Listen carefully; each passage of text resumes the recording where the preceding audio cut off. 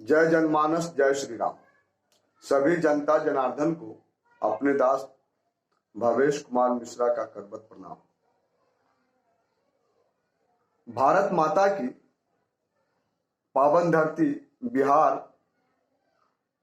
वो धरती है जहां जगत जननी सीता, महर्षि वाल्मीकि, महान सम्राट अशोक, चंद्रगुप्त मौर्य, चाणक्य, महाकवि विद्यापति,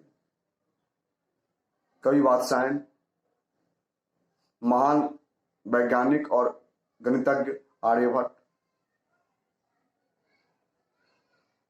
चाणक्य, शेरशाह सूरी, गुरु गोविंद सिंह, बाबू कुंवर सिंह, डॉक्टर राजेंद्र प्रसाद, सच्चिदानंद सिन्हा, लोकनायक कर्पूरी ठाकुर, जननायक जयप्रकाश नारायण जी, राष्ट्रीय कवि रामधारी सिंह दिनकर, रामवृक्ष बेनीपुरी और गोनू झा जैसे तमाम चेतनाओं के जन्म और कर्मस्थल रहा है। तो वहीं ये बिहार भगवान बुद्ध के ज्ञान स्थल भी रहा है। वो ज्ञान स्थल भारत के सब प्रथम गणतंत्र राज्य है। वो राज्य आज भारत में सबसे निचले स्तर पर विकास के पौधान पे खड़ा है, जहां भुखमरी, अशिक्षा, बेरोजगारी, कुप्रशासन, कुव्यवस्था, असामाजिकता, अनैतिकता, जातिवाद, असामाजिकता चरम पर है। इसका मुख्य कारण सिर्फ दो है। वैसे तो कई अनेक कारण है, लेकिन सिर्फ मुख्य कारण दो है जो हमने सुना, पढ़ा है। पहला कि बिहार वासी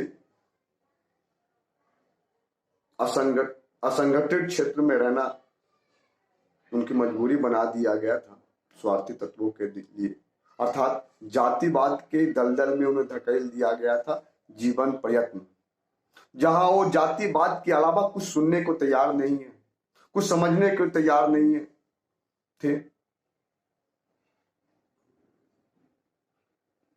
और इस जातिवाद के दलदल में धकेलकर छोटे छोटे गैंगों में बांटकर विकास से दूर रखा गया। इसी सब चीज को दूर करने आया, अर्थात एक देश एक संविधान। भारत ही एक ऐसा है जहां पर जाति और धर्म के आधार पर संविधान बना है।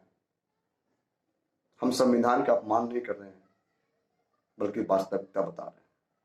तो हमें जातिवाद से मुक्त होकर हमें एक संगठित क्षेत्र में आकर इस बारे में सोचना है। जो हमने कल्पना किया है, जो आप सबके समक्ष रख रहे हैं, उस पर ध्यान देना है। तो दूसरा कारण था, आजादी के बाद विकास के लिए गठित टीम ने देश के अन्य भूभागों को विकास के लिए रखा। तो वहीं उस विकास को क्रमबद्ध करने के लिए, श्रेष्ठता की ओर ले जाने के लिए मजदूर चाहिए। तो मजदूर कहां से आएगा? वो मजदूर बिहार के भूमि से आएगा, जो बिहार महान चेतनाओं की जगह है। इसलिए ये दो कारण प्रमुख थे। लेकिन कभी भी हमारे बिहार के जो नेता हैं, जो भाग्य विधाता, उन्होंने कभी भी हमें इस बारे में बताया नहीं, सजग नहीं किया कि भाई तुम अपने लिए सोचो, अपने राज्य के लिए विकास के लिए सोचो, बिहार को और भारत को श्रेष्ठ बनाने के लिए सोचो। नहीं, उन्होंने देखा कि इनको जातिवाद में रख दो,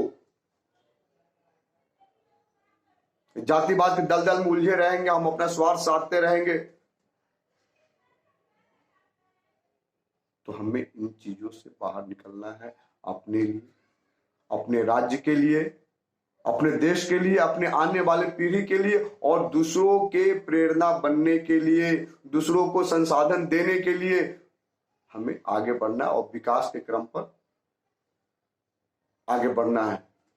चाहे विकास हमें छीन के लेना पड़े, हम लेंगे।